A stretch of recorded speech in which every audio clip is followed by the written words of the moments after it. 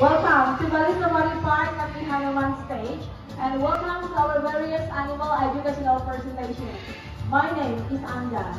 Bali Safari Park not only works as conservation site for endangered animals, but here we also do our educational campaigns such as this one. Jadi Bali Safari Park tidak hanya bekerja sebagai lembaga konservasi untuk satwa langka, namun di sini kami juga mengadakan pertunjukan edukasi seperti ini. So, is everyone ready? Okay, let's start our presentation today with the world of domestic animals. Man has lived with animals for centuries. Manusia telah lama hidup bergandengan dengan satwa. Dan satwa pertama yang akan kami tunjukkan adalah satwa yang telah kami rawat di tempat ini dan sejak zaman dahulu mereka digunakan untuk mengirimkan pesan. So ladies and gentlemen, and now please welcome onto the stage the bird, the beautiful white pigeon, ada burung merpati. And most of us here keep this animal as companion. We've all heard the saying, man's best friend. Here they come, the dogs, the playful poodle. Ada anjing poodle. Dogs have been a big part of our lives. They not only can protect us, but they also bird for hunting and working. Marmut. Well, look at this. We have this cute and furry animals, the guinea pig. Ada marmut. The guinea pigs come from Peru. At the first, they were used as Peruvian diet and food. But nowadays, they have been kept as a pet. And similar size to guinea pigs, but perhaps not so cute and badly look. We have the rat. Ada tikus di belakang, di atas tali. Europeans were the biggest exporter of this animal. Every year they said rats were the first thing that came out from the street. And my personal favorite, also known as the enemy of the rat. Does anybody know musuhnya tikus? Yes, you're right, the cat. Ada kucing. Cats were once worshipped in Egypt because they carry dust of vermin like mice and every rodent. So, ladies and gentlemen, Indonesia has so many species of birds, and one of them is the beautiful bird which is native to Borneo Island of Indonesia. Jadi Indonesia memiliki berbagai jenis burung yang indah ya, dan salah satunya adalah burung endemik dari Pulau Kalimantan. And now please welcome onto the stage, we have Satria, our magnificent great hornbill. Kita ada Satria, seekor burung jurang emas jantan. So when the nesting season comes, the female will lose their feathers. That's why they cannot fly to find the food, and they only wait for the male to give them food. Jadi ketika musim bersarang tiba, bulu dari burung jurang emas yang betina akan banyak yang rontok. Maka dari itu mereka tidak bisa terbang untuk mencari makanan. Jadi mereka hanya mengandalkan kiriman makanan dari suku jantan. Okay, once again everyone, please give applause for Satria, our magnificent red hornbill. Thank you, Satria. See you next time. So, ladies and gentlemen, now we would like to invite one adult participant to get a custom experience with our beautiful bird. So please raise your hand. Kami ini mengundang satu orang dewasa untuk bisa lebih dekat lagi dengan satwa kami. Silakan angkat tangannya. Yeah, yes, you start at the back. Yes, in white.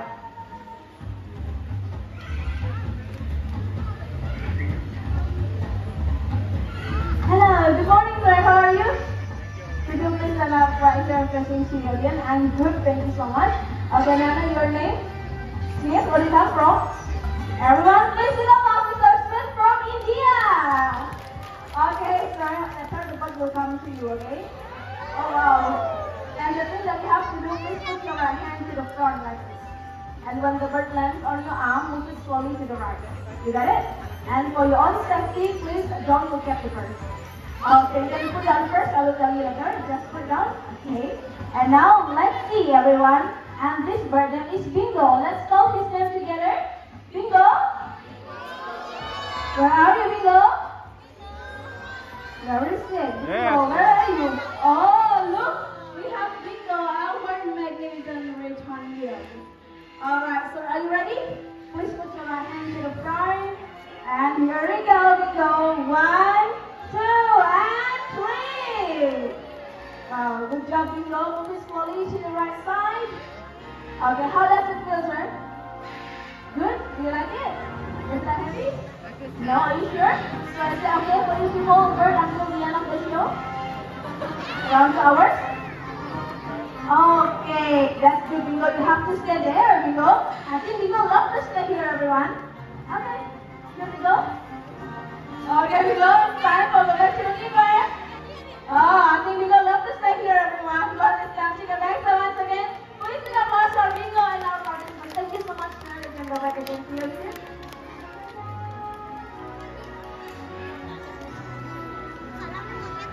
So, ladies and gentlemen, and now please welcome to the other members of Hornbill's family onto the stage. Okay, right here you can see the difference between the male and the female, which is the male with a yellow pouch under its beak and the female with a blue pouch. Oke, di sini Anda bisa lihat ya perbedaan yang jantan dan yang betina. Kalau yang jantan itu kan lehernya berwarna kuning, sedangkan yang betina berwarna biru. Dan selain memakan buah-buahan, mereka juga memakan serangga kecil yang berterbangan di alam liar. Beginilah cara mereka menangkap makannya. Burung bilang emas ini mereka tidak bisa menelan makanan mereka secara langsung dari paruhnya karena mereka memang memiliki lidah yang pendek. Maka dari itu mereka harus menggerakkan kepalanya ke belakang untuk menelan makanan mereka. So everyone, you can see the difference between the male and the female, which is the male with a yellow pouch under its beak like this, while the female with a blue pouch. So besides of eating food, these red hornbills also find another source of food like insects around the forest. And this is how this bird catches the food in the air. And this bird, they cannot swallow the food from the tip of their beak because their tongue are too short. That's why they have to move the head backward to swallow the food. Okay, and they are the sacred birds in Borneo Island of Indonesia because they considered can deliver a message from the spirit of the ancestor. Alright, now let's see one more time how this beautiful bird catch the food. Here we go. Ready, one more time. 1, 2, and catch it. Wow, everyone, once again, please take applause our Hornbill family.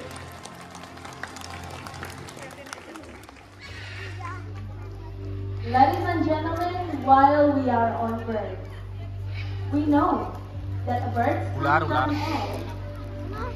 But birds are not the only creatures that come from eggs. Reptiles also come from an egg. And just like the reptile we have here at the park, they all lay eggs. So here we have an ostrich egg. So we use this ostrich egg just for demonstration. Di sini kita ada telur burung unta yang kita gunakan sebagai replika atau contoh. Masa pengeraman ular itu berlangsung sekitar 1 hingga 3 bulan. Jadi ketika bayi ular siap untuk menetas, mereka akan membuat celah pada cangkang telur dengan giginya, lalu akan keluar dari telur seperti ini. Yeah, everyone, actually, the incubation takes between 1 until 3 months. So when the baby snake is ready to hatch, they lay from the eggs like this. So here we have Jerry, our corn snake. Ini kita ada Jerry ya, Jerry adalah ular jagung. Corn snake that can be found in southeastern and central of America. And it is called corn snake because it usually can be found in the cornfield. Jadi mereka memang dikatakan ular jagung karena mereka ini memang biasanya ditemukan di perkebunan jagung. In contrast to the corn snake, we have the special guest for you today. So now please welcome Marcel, our beautiful partner. There are many types of python that can be found in Indonesia, including rock python and reticulated python. Reticulated python is the longest snake in the world. They can reach up to 10 meters in length and weigh over 120 kilograms. Jadi ada berbagai jenis ular yang bisa ditemukan di Indonesia, termasuk sanca batik dan sanca bodi. Sanca batik adalah ular terpanjang di dunia, dengan panjang bisa mencapai hingga 10 meter, dengan berat bisa mencapai hingga 120 kg. Okay, so now please welcome Marcel, our beautiful partner, onto the stage. Snakes have both fascinated and cartoonic. They have been thought to be slimy, dangerous, and unfriendly creatures. But too often they are misunderstood. They actually have a very smooth skin. And hopefully by the end of this presentation, these beautiful creatures can be your friend too. And once again, thank you so much for Marcel and Jerry, our beautiful snake.